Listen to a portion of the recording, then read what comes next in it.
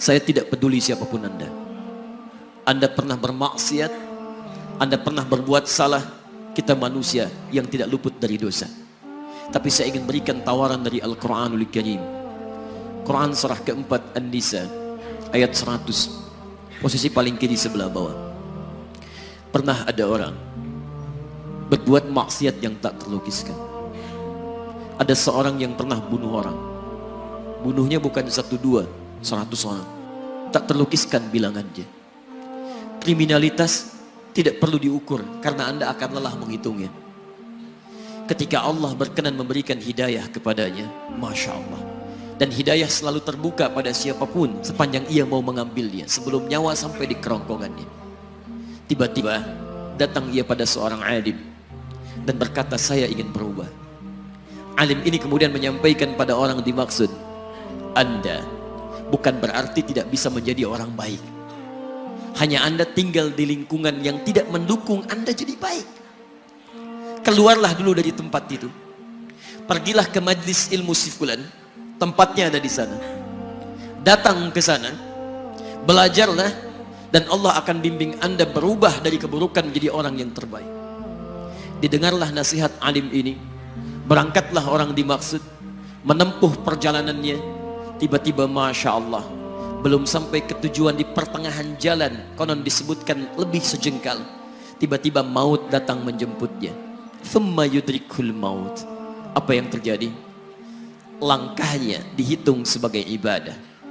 Dalam terapnya dia beristighfar, tobat kepada Allah subhanahu wa ta'ala. Taubat yang menghadirkan cinta Allah subhanahu wa ta'ala. Quran surah kedua ayat 222 di ujung ayatnya. Innallaha yuhibbut tawwabin. Allah mencintai orang-orang taubat. Dan cinta Allah menghadirkan ampunan bagi seluruh dosanya. Quran surah ketiga Ali Imran ayat 31, paling kiri sebelah atas. Qul in kuntum tuhibbunallaha fattabi'uni yuhibbukumullah. Allah cintai orang yang mau taat pada Rasulnya. Lihat, ketika Allah mencintai seorang hamba, wa yaghfir lakum dzunubakum, Allah ampuni seluruh dosa-dosanya. Derap langkahnya menghadirkan istighfar, taubatnya menghadirkan cinta Allah menghadirkan seluruh ampunan bagi dosa-dosa yang ia miliki. Maka apa yang terjadi? Di tengah perjalanan maut menjemputnya, thumma yudrikhul maut faqad waqa'a ajruhu 'ala Allah. Dan pahala diberikan kepada orang tadi. Di jalan, maaf, maut datang, taubat diterima, dosa diampuni, dan amalan didapati dengan derap langkahnya. Maka apa yang terjadi? Thumma yudrikhul maut faqad waqa'a ajruhu 'ala Allah. Pahalanya dituliskan oleh Allah, dakhalal jannah, kata Nabi, masuk surga orang ini. Anda bisa bayangkan, pernah bunuh orang 100 orang, mabuk tak terlukiskan, kriminalitas tak perlu dihitung. Ketika dia mau bertobat, datang ke majlis ilmu, Masya Allah, meninggal di tengah jalan, kata Nabi, dakhalal jannah. Bertobat diampuni dosanya, derap langkahnya ada pahalanya, dakhalal jannah. Turun ayat untuk melukiskan tawaran yang sama kepada kita. Wa may yuhajir fi sabilillahi yajid fil ardi muraghaman katsiran was'a. Siapapun yang mau berubah kembali pada ketentuan jalan Allah, kalau dia masih punya batas-batas kehidupan, kami akan berikan kelapangan di sisa hidupnya dan kelimpahan-limpahan kenikmatan selama dia hidup. Wa may yakhruj min baitihi muhajiran ilallahi wa rasulih. Namun bila ada di antara mereka baru ingin berhijrah, ingin berubah jadi lebih baik dalam pandangan Allah dan Rasulnya, tiba-tiba thumma yudrikul maut, baru keluar dari tempat dia tinggal, belum sampai ke tempat dia belajar, datang maut menjemputnya, faqad waqa'a ajruhu 'ala Allah. Kami terima semua amalnya, kami ampuni dosa-dosanya, dan kami tuliskan namanya di dalam surga.